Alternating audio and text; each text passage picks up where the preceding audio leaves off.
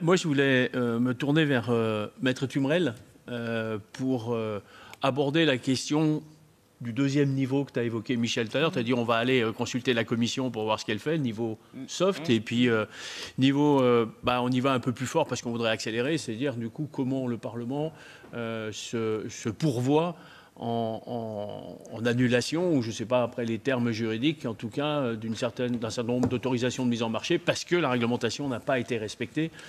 Qu'est-ce que vous pouvez nous dire par rapport à ça et comment nous encourager par rapport à ça en tant que parlementaire pour utiliser vraiment la justice cette fois? Alors, le premier point qui est important aussi pour répondre aux personnes de la salle, c'est que quand la Commission vient dire que l'arrêt Blaise ne la concernerait pas et que finalement c'est aux États membres de gérer ça, là j'apporte une précision, c'est que l'arrêt Blaise c'est un arrêt qui interprète un règlement européen, donc qui a valeur obligatoire dans l'ensemble de l'Union, qui a force obligatoire, qui est rétroactif et qui s'applique à la Commission. Et je vous ai lu un extrait tout à l'heure de l'arrêt qui précise, y compris l'autorité européenne, c'est-à-dire qu'il ne vise pas que les États membres, il vise aussi l'autorité européenne, c'est-à-dire l'EFSA et la Commission. Donc la Commission ne peut pas se retrancher derrière une interprétation de l'arrêt interprétatif pour dire que voilà. Donc là-dessus, vous avez effectivement un arrêt qui est extrêmement clair, qui vise la Commission européenne dans son arrêt. Et ça revient aussi à ce qu'on disait tout à l'heure, c'est-à-dire que la complexité et le découpage des process fait que chacun se renvoie la balle. La Commission renvoie aux instances nationales, à l'État membre, l'EFSA renvoie à l'ANSES, et ça n'arrête pas comme ça, et chacun se renvoie la patate chaude, quoi. Voilà.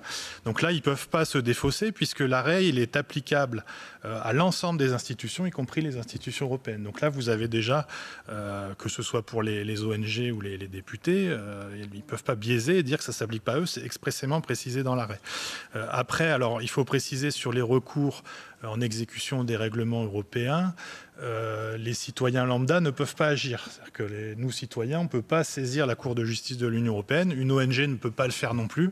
Il y a une jurisprudence de la Cour, alors qui a peut-être quelques frémissements, mais qui est encore toujours stable, qui dit que il faut un intérêt à agir et qui considère que les associations n'ont pas d'intérêt à agir, même si c'est une action qui concerne leur objet associatif. Donc c'est d'ailleurs contraire au droit français, par exemple, où devant le Conseil d'État, on peut agir en tant qu'association sans aucune difficulté. Donc là, il y a vraiment un blocage aussi d'accès aux juridictions, c'est-à-dire que les citoyens ne peuvent pas saisir les juridictions européennes, les ONG non plus, elles sont bloquées, et effectivement, il ne reste plus que le Parlement européen qui, lui, a une possibilité organique de saisir la Cour pour l'exécution du règlement qu'il a adopté. Donc là, effectivement, la balle est vraiment dans le camp du Parlement qui peut agir, qui a une possibilité d'action. Alors, quelle possibilité d'action? Il y a deux actions possibles. Il y a soit le recours en annulation, c'est pour faire annuler par exemple une substance active qui vient d'être approuvée. Là, on parle du glyphosate qui peut-être sera à nouveau renouvelé dans quelques temps. Là, vous pourriez déposer un recours en annulation de cette réautorisation du glyphosate parce que l'EFSA n'a pas respecté les méthodes d'analyse préconisées par le règlement européen.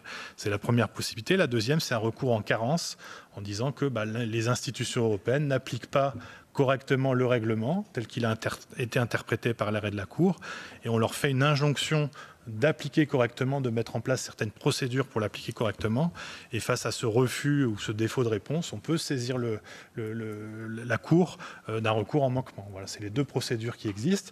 Et ça passe nécessairement, effectivement, par les process internes que vous avez au Parlement, la commission juridique, et puis certainement un vote pour choisir de porter ce dossier en justice. Mais c'est parfaitement possible et le Parlement est tout à fait recevable à agir devant la Cour en exécution du règlement et de l'arrêt.